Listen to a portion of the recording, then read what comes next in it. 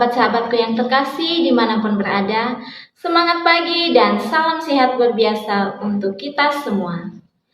Hari ini kita jumpa lagi dalam program kesayangan kita, Renungan SMGM. Renungan kali ini akan dibawakan oleh sahabat Prasetyo dengan tema Yesus satu-satunya jalan menuju Bapa. Marilah kita siapkan hati kita untuk mendengarkan.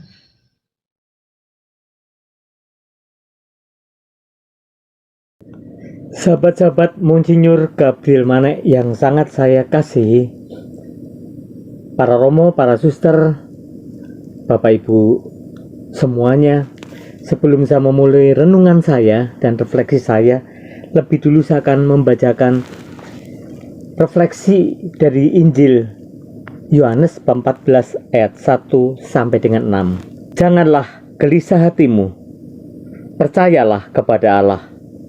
Percayalah juga kepadaku. Di rumah Bapakku banyak tempat tinggal. Jika tidak demikian, tentu aku mengantarkannya kepadamu. Sebab aku pergi ke situ untuk menyediakan tempat bagimu. Dan apabila aku telah pergi ke tempat itu, aku akan datang kembali dan membawamu ke tempatku, supaya di tempat di mana aku berada, kamu pun berada. Dan aku ke sana, dan kemanapun aku pergi, kamu akan jalan ke situ, dan kamu tahu jalannya. Kata Thomas kepadanya, Tuhan, kami tidak tahu kemana engkau pergi. Jadi bagaimanakah kami tahu jalan ke situ? Kata Yesus kepadanya, Akulah jalan, kebenaran, dan hidup. Tidak ada yang seorang pun yang datang kepada Bapa kalau tidak melalui aku. Demikianlah sabda Tuhan, terpujilah Kristus.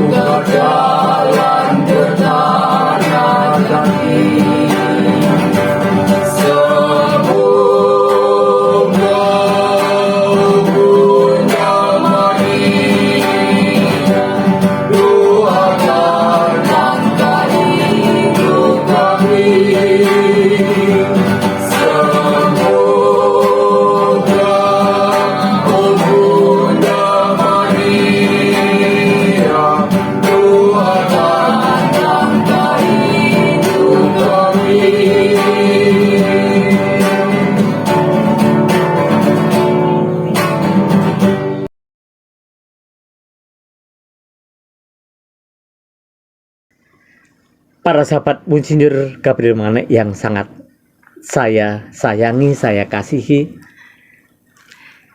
kalau kita berpikir berdasarkan Injil yang baru saja kita dengar, setiap dari kita punya suatu prioritas. mempunyai satu hal atau satu jalan yang dipilih, di mana jalan itulah yang menjadi prioritas atas pikiran kita, tindakan kita, sikap kita, dan akhirnya perbuatan kita. Disitulah yang menjadi jalan hidup, tujuan akhir hidup kita, tujuan hidup kita dalam perjalanan besar kehidupan ini. Yesus mengatakan, "Akulah jalan kebenaran dan hidup. Barang siapa percaya kepadaku akan memperoleh hidup, dan tidak ada orang yang bisa sampai kepada Bapa kalau tidak kepadaku." Yesus mengatakan bahwa satu-satunya prioritas kehidupan, jalan kehidupan yang benar dan yang membahagiakan adalah Yesus. Mengikuti Yesus, memilih bahwa jalan kehidupan Yesus, jalan kehidupan bersama Yesus, itulah prioritas utama. Saya mencoba menceritakan kembali refleksi kehidupan saya pada saat peristiwa beberapa tahun yang lalu. Kebetulan saya waktu itu di Jakarta, dan pada siangnya kami bersama-sama dengan teman-teman itu waktu itu ada semacam bakti sosial, bekerja membersihkan beberapa tempat di daerah Patroki Matraman, dari juga di Keramat dan sebagainya. Dan saat kami bekerja itu, kami membawa beberapa alat, salah satunya parang, sabit, cangkul, dan lain sebagainya. Selesai kegiatan itu, waktu itu belum ada handphone, dan dari rumah komunitas kami, saya ditelepon om saya. "Kamu hari ini main nggak? Kamu kan lama loh nggak ketemu om. Main ya ke sini." Kebetulan rumah om saya itu ada di daerah Cililitan mau ke Halim itu, dan tidak di Halimnya, dia berada di Kampung Makassar. "Kamu nanti ke sini ya. Saya tunggu, kita semua udah kangen kamu." Selesai kegiatan itu, saya ke rumah om saya, dan setelah saya datang selesai makan malam, otomatis setelah jam 7 saya berjalan. Pada saat lewat rumah sakit Polri, berjalan lewat belakang, itu ada jembatan penyeberangan. Dulu saya pernah dengar jembatan itu angker dan rawan. Saya berpikir waktu itu, saya mikir, waduh, harus angker rawan itu berarti hantu, mikir saya ya. Pada saya naik ke jembatan itu, ternyata saya diodong 4 orang. Ada 4 orang menghadang saya, dan pakai pisau kecil, pisau lipat. Mereka bilang, "Berhenti, coba lihat isi tasmu." Yang saya bawa di tas itu adalah barang-barang yang kita pakai untuk kerja sosial, kerja bakti sosial tadi. Saya keluarkan, bentar, saya akan buka sendiri. Saya keluar, saya bawa parang, dan satu lagi saya bawa sabit. Begitu saya keluarkan barang itu, 4 orang lari terbirik-birik. Saya teringat, daerah ini adalah daerah angker. Maka saya berpikir ada makhluk di belakang saya, entah itu kuntilanak, entah itu pocongan atau sejenisnya. Saya mikir begitu. Saya kejar mereka, saya bawa parang. Tunggu. Mereka lihat saya bawa parang, lari. Ternyata mereka tuh lari karena saya lihat bawa parang, bukan karena di belakang saya ada makhluk. Tapi saya berpikir di belakang saya ada makhluk. Saya ikut lari, dan saya ikut lari ketakutan. Saking saya ketakutannya, saya juga jalan larinya cepat sambil bawa rengsal tadi. Dan ada seorang yang saya sempat pegang bajunya, dia tetap meronta-ronta sih, tolong, dia bilang tolong. Saya juga ikut tolong, sama takut tuh. Akhirnya dia melompat dari jembatan itu, jatuh dan patah. Nah, pada akhirnya saya bisa bertemu dengan om saya. Sampai di sana, tetangganya ini ternyata sakit, jatuh, patah. Itu ternyata tetangga om saya. Dan beritanya tuh beredar kacau balau. Jadi ada orang atau garong atau begal yang bawa parang mengejar mereka berempat. Loh, bukannya saya yang ditodong. Teman-teman atau sahabat-sahabat Monsinyur Gabriel Manek, cerita itu menunjukkan bahwa saya memilih jalan yang salah. Harusnya kalau lewat jalan manapun, kalau saya pergi, saya harus berdoa. Tapi saya tidak berdoa. Saya seenaknya saja, dan akhirnya saya dianggap orang yang akan melukai mereka karena bawa-bawa parang. Padahal parang itu dipakai untuk kerja tadi. Dan saya tidak tahu mereka takut karena parang ini, karena mereka cuma lihat pisaunya kecil, saya parang besar. Sama sekali nggak ada pikiran bahwa saya ini baik begal untuk garong, tidak ada. Jadi mereka lari karena melihat parang saya. Nah, ini satu jalan, Yesus jalan salah. Seandainya saya mengikuti jalan seperti Yesus yang selalu membawa damai, mungkin saya nggak akan seperti itu. Saya lewat jalan lain yang rame, yang dimana bisanya aman dan sebagainya. Tapi saya nggak melakukan itu. Dari suatu refleksi ini, cerita ini, saya bisa mengatakan bahwa hanya melalui Yesus kok kita bisa aman, bahagia, dan damai. Jalan kebenaran, ya itulah Yesus. Dulu saya nggak seperti itu. Pada saat dalam perjalanan hidup saya pernah meninggalkan Tuhan.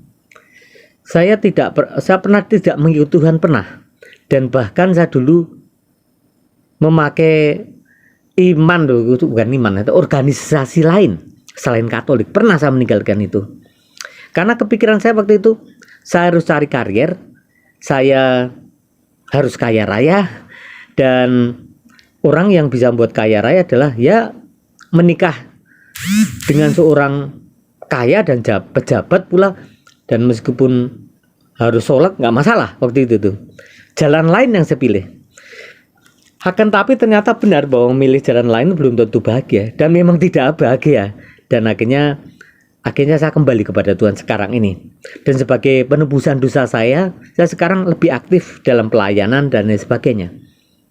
Ini menunjukkan bahwa jalan itu memang yang membahagiakan memang dengan Yesus, memang bukan dengan yang lain. Pernah dalam suatu seminar dikatakan begini, coba pikirkanlah prioritas 3 hewan ini, mana yang pertama, mana yang kedua, mana yang ketiga. Pikir dalam 5 detik lalu ungkapkan. Hewan itu 3. 1 panda, 2 babi, ketiga adalah ini babi, panda, satu lagi ya, aku saya lupa. Babi, panda, terus satu lagi semacam Doraemon, babi, panda, Doraemon gitu. Babi, panda, Doraemon, semacam itu. Ternyata artinya begini, ada yang mengurutkan yang pertama tuh babi, yang kedua panda, yang ketiga Doraemon. Ternyata artinya masing-masing. Kalau babi itu selalu bukan Doraemon tapi kuda, babi, panda. Akhirnya waktu kuda, ada yang milih kuda pertama, ada yang milih juga babi ya urutan pertama. Itu adalah menunjukkan prioritas hidup seseorang. Kalau orang memilih babi, berarti dia memprioritaskan hidupnya itu kenikmatan dunia, kekayaan dan sebagainya. Mungkin dulu seperti ini saya, termasuk yang babi ini. Nah kalau kuda, dia kan gagah perkasa, dia orang yang sangat mencintai keluarga. Apapun dilakukan untuk keluarga. Ini yang kuda. Terus panda, ini adalah orang yang suka senang-senang. Tapi bukan berarti itu bukan berarti itu mencari keduniawian, hanya senang. Apapun dilakukan untuk kesenangan, termasuk kesenangan keluarga. Panda, babi, dan kuda. Nah, dalam refleksi ini, prioritas hidup setelah saya melalui ini semua, kalau kita jauh dari Yesus, kita tidak memilih Yesus sebagai jalan kebenaran hidup, kita tidak memilih Yesus sebagai jalan hidup saya, di situ saya tidak bahagia. Saya merasa kayaknya berkecukupan, hura-hura dan sebagainya, tapi gak ada bahagia, kosong. Bahkan kalau dulu saya ikut sholat itu, ternyata gak bisa menghindari bahwa saya masih mencintai Katolik. Dalam sholat pun saya mengatakan, Bapa kami salam Maria. Itu saya lakukan. Jadi ya, akhirnya sekarang harus kembali kepada Tuhan, bahwa sebetulnya hidup kita ini akan lebih bermakna, akan lebih bahagia kalau kita menjadi pengikut Kristus, pengikut Yesus. Meskipun memanggul salib, tapi salib itu indah. Di saat kita bisa membawa salib kehidupan lewat pelayanan, disitulah kebahagiaan yang saya alami waktu itu. Dan saya pun akhirnya sharing dengan beberapa teman mengalami yang sama. Bersama Yesus kita bahagia, jauh dari Yesus kita tidak bahagia. Memang kayaknya nggak enak, orang lain, agama lain enak, tapi enggak.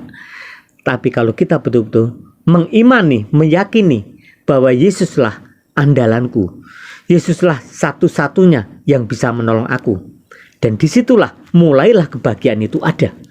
Karena dulu saya tidak berpikir seperti itu. Maka Yesus jalan kebenaran dan kehidupan. Yesus satulah satu-satunya jalan bisa menuju kepada Bapa. Itu betul. Bukan hanya isapan jempol, bukan hanya suatu prolog saja, bukan hanya suatu omongan atau slogan, tapi betul-betul hidup saya bisa mengatakan itu betul yang terjadi, memang demikian. Sahabat-sahabat Monsinyur Gabriel Manek, memang jalan hidup itu banyak pilihan, banyak yang menyenangkan, banyak yang tidak menyenangkan, banyak kenikmatan, kadang tidak nikmat, tapi banyak yang membahagiakan. Nah, sekarang prioritasnya kita pilih yang membahagiakan, yang membuat nikmat, yang membuat nyaman atau apa. Tapi kalau ingin bahagia, ya pilihlah Yesus. Saya bisa berani membuat suatu kesaksian ini karena saya melakukannya dan saya sudah mengalaminya. Ada cerita yang terakhir untuk menutup renungan saya ini. Suatu pilihan itu bisa diungkapkan suatu doa, suatu omongan. Ada 3 wanita. Ada 1 orang gemuk sekali, 1 orang biasa, 1 orang laki agak pendek tapi tidak terlalu gemuk. Mereka datang ke seorang paranormal. Intinya mereka pengen cantik. Di situ ada kolam. Dukun itu menyatakan, coba kamu berdoa sampai ke make a wish, sampaikan keinginanmu. Begitu kamu mengatakan itu, kamu nyemplung. Begitu kamu mentas, akan terjadi apa yang kamu inginkan. Wanita pertama datang ke kolam itu. Dia mengatakan, saya ingin seperti Agnes Monica. Waktu itu dia langsung nyemplung, biur, begitu mentas dia seperti Agnes Monica. Yang kedua, saya pengen seperti Tamara Bleszenski. Pelan-pelan dia jalan, nyemplung, biur, begitu mentas seperti Tamara Bleszenski. Dan yang terakhir, yang gemuk hitam tadi, dia berlari kencang, kepleset. Yang keluar dari mulutnya ada babi, kampret, nyemplung biur lagi, keluar mentas seperti babi. Nah, ceritanya hanya cerita kiasan. Artinya itu juga suatu prioritas, itu juga suatu pilihan. Kalau kita mendoakan yang baik, memilih yang baik, jadilah baik. Kalau kita memilih dan mendoakan yang tidak baik, akan menjadi tidak baik pula. Maka mari kita bersama-sama, kita memilih jalan kebenaran, jalan kehidupan, dan kita memilih bahwa kita memilih Yesus. Seperti saya juga memilih Yesus. Yesus yang adalah membahagiakan aku, Yesus yang memberi aku keselamatan, Yesus yang memberi aku kebahagiaan kekal. Kemuliaan kepada Bapa dan Putra dan Roh Kudus, seperti pada permulaan, sekarang, selalu, dan sepanjang segala abad. Amin. Tuhan memberkati. Terima kasih kepada sahabat Prasetyo yang telah membawakan renungan untuk kita semua pada hari ini. Sampai jumpa lagi dalam renungan SMGM edisi berikutnya. Jangan lupa terus dukung channel ini dengan cara like, komen, subscribe, dan share video ini sebanyak-banyaknya kepada saudara-saudari kita yang membutuhkan renungan. Sampai jumpa, terima kasih, dan Tuhan Yesus memberkati. Selamat malam.